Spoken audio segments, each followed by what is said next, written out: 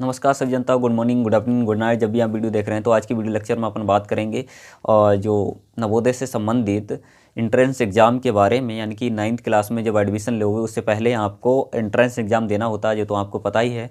और उसमें हमारा 35 नंबर का मैथ होता है, 35 नंबर का होगा साइंस में होगा हमारा फिजिक्स, केमिस्ट्री, बायोलॉजी यानी कि रसायन विज्ञान होगा, और भौतिक विज्ञान होगा, और जीव विज्ञान होगा। ठीक है, मैथ तो है ही 35 नंबर का। उसके बाद 15 नंबर का आपका हिंदी होता है, और इंग्लिश भी 15 नंबर का होगा। यानी कि कुल मिलाकर के 100 नंबर का होगा टेस्ट आपका। ठीक है, तो जिसमें आपका 35 नंबर का मैथ होता है, और सबसे ज़्यादा दिक्कत होती है बच्चों को मैथ में। और अगर हमारे छोटे छोटे जो कॉन्सेप्ट हैं, यानी कि छोटे छोटे पॉइंट्स जो हमारे मैथ में अगर क्लियर हो जाते हैं, ठीक है, छोटी छोटी बातें हमें नहीं पता होती, जिसकी वजह से मैथ में बहुत ज़्यादा बच्चे वीक होते हैं, है ना। अगर आप छोटी छोटी चीज़ों पर ध्यान देंगे तो मैथ में ज़्यादा दिक्कत नहीं होगी।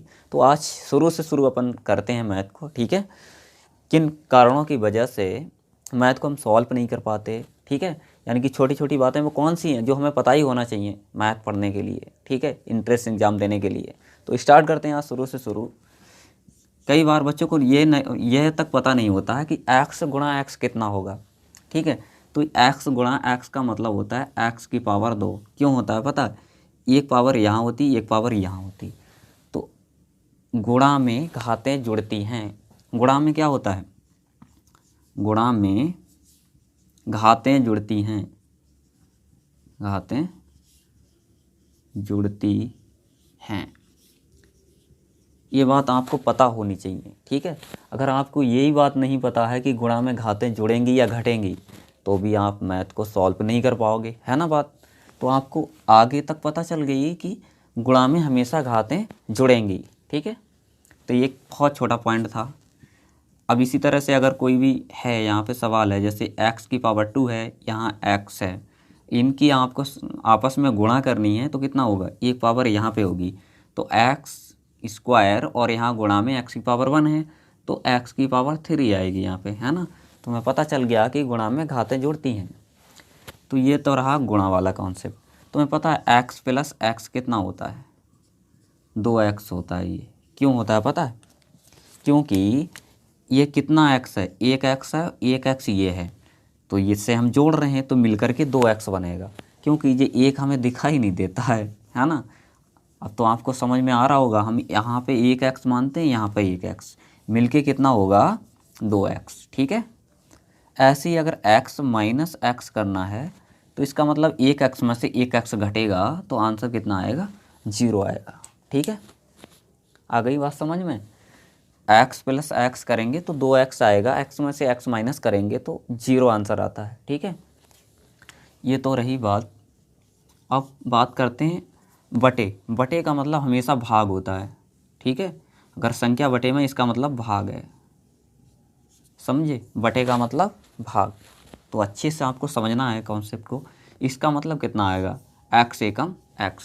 ठीक है, तो अगर x बटे x का मतलब होता है 1, जैसे y बटे y, इसका मतलब होता है 1। ठीक है, अच्छा 4 बटे 4 कितना आएगा? 1।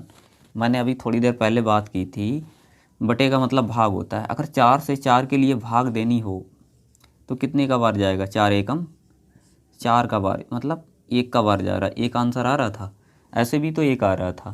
जैसे 5 बटे 5 करना है आपको, कितना आएगा? 5 एकम 5। 6 बटे 6 करना हो तो 6 एकम 100 बटे 100 हो तो कितना आएगा?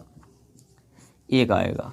ये बहुत छोटी बातें हैं, ये हमें पता ही होनी चाहिए अगर किसी भी कंपटीशन एग्जाम में बैठ रहे हैं। ठीक है, उसके बाद में एक्सरसाइज 1 से स्टार्ट करूँगा मैं, चिंता ना करो। ठीक है, अगर हमें रूट में संख्या दी है इस तरह की, 3 रूट में 3 दिया है, यहाँ पे स्क्वायर दिया है, तो इससे रूट कैंसिल कर दो। स्क्वायर से हमेशा रूट कैंसिल हो जाता है। ठीक है, इस तरह से है, यहाँ पे स्क्वायर दिया है, इस स्क्वायर से रूट कैंसिल कर दो, आंसर कितना आएगा? 4। इसका 3 आया, इसका 4 आया। ठीक है, कितना भी हो रूट में, जैसे रूट 7 है, यहाँ पे स्क्वायर है, स्क्वायर से रूट को कैंसिल करो, आंसर आएगा 7।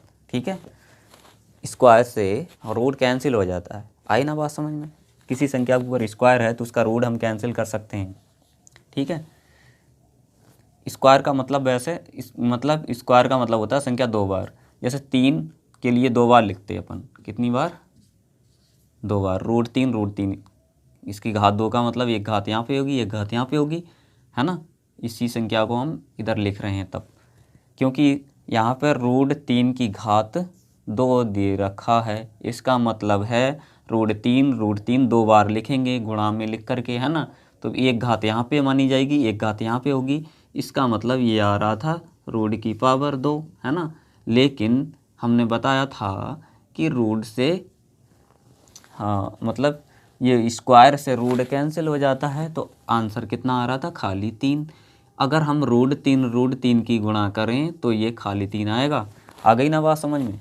अच्छा, इसी तरह से अगर √7 की गुणा √7 से करनी हो तो कितना आएगा, खाली 7। ठीक है, समझ रहे। अच्छा, ऐसे ही अगर √5 की गुणा √5 से करनी हो तो खाली 5 आएगा।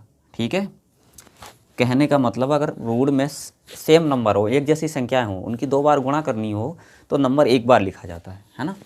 जैसे रूट में 2 है यहाँ पे और गुणा में √2 है, तो इसका मतलब खाली 2 आएगा। ठीक है, तो यहाँ तक तो कोई दिक्कत नहीं है फ़िलहाल। तो पहले इसे हम रफ़ कर देते हैं, फिर एक बार और समझने की कोशिश करते हैं कुछ चीज़ों को। ठीक है, तो मैथ ज़्यादा टफ नहीं है, क्योंकि टफ जब लगता है जब हमें छोटी छोटी चीज़ें पता नहीं होती हैं।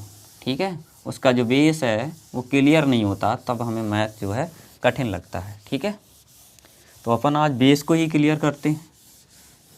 अगर कोई दिक्कत है तो बेस के ऊपर मैं एक वीडियो और बना दूंगा, और जो भी चैप्टर पढ़ाएंगे उससे संबंधित पहले बेस पढ़ेंगे, उसके बाद एक्सरसाइज को सॉल्व करेंगे। ठीक है, तो अभी तक अपन बात कर रहे थे कि जो रूट से स्क्वायर लगा, स्क्वायर से रूट कैंसिल हो जाता है ना, मतलब तो यहाँ पे खाली 7 आया था, है ना। अगर हमें इस तरह से संख्या मिल जाए 2 बार तो इसका मतलब क्या है कि ये खाली 7 आएगा। ठीक है, √7 की गुणा खाली 7, √3 और √3 की गुणा खाली 3 होती है।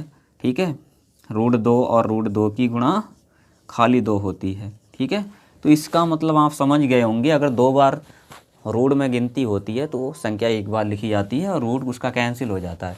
क्यों हो जाता है तो पता है, एक घात यहाँ पे, एक घात यहाँ पे, तो आएगा मिल कर के 7 और इसकी पावर 2 आएगी। क्यों आएगी पता है, गुणा में घातें जुड़ती हैं। अभी मैं थोड़ी देर पहले बताया था गुणा में घातें जुड़ती हैं। जैसे x गुणा x है तो इसका मतलब होता था x²। क्यों होता था, एक घात ये है, एक घात ये है। जहाँ पर कोई घात नहीं होती है वहाँ पर एक घात मानी जाती है। इसका मतलब x की घात 1 ये है, x की घात 1, तो 1 और मिलकर के 2, x की पावर 2 बन गई, है ना। तो ऐसे ही यहाँ पर 7 की पावर 1 यहाँ पर होगी, एक यहाँ पे होगी, तो 7 की पावर 2 बन गई। और इसका मतलब है रूट से, मतलब पावर 2 से रूट कैंसिल होता है, तब कितना बच रहा है यहाँ पे 7, और यहाँ पर भी 7 बच रहा है। ठीक है, आ गई ना बात समझ में। यानी कि रूट में अगर सेम नंबर हो तो उनकी गुणा करते हैं तो खाली मतलब वही संख्या आ जाती है रूट हट करके, है ना। तो ये बात तो आप समझ गए होंगे, कोई दिक्कत नहीं होगी, है ना।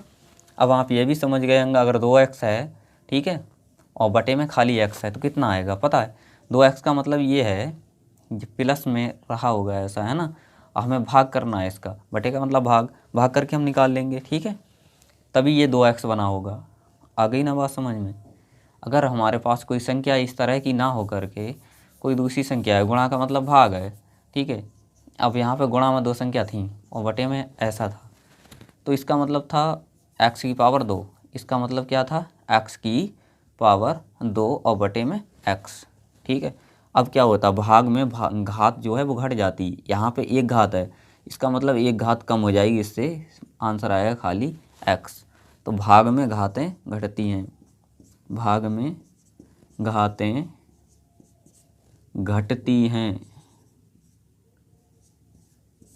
घटती हैं, कैसे घटती हैं अभी मैंने बताया था। जैसे x की पावर 3 ऊपर है, x की पावर 2 नीचे है, तो 2 पावर कम हो जाएगी, 1 बचेगी, यानी कि x खाली, क्योंकि 1 तो पावर मानी जाती है।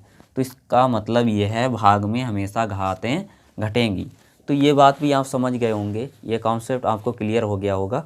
और नेक्स्ट वीडियो में अपन एक्सरसाइज से क्वेश्चन देखने वाले हैं। ठीक है, तो धन्यवाद, और इस वीडियो को ज़्यादा से ज़्यादा शेयर करें अपनी दोस्तों के साथ। Thanks watching for video.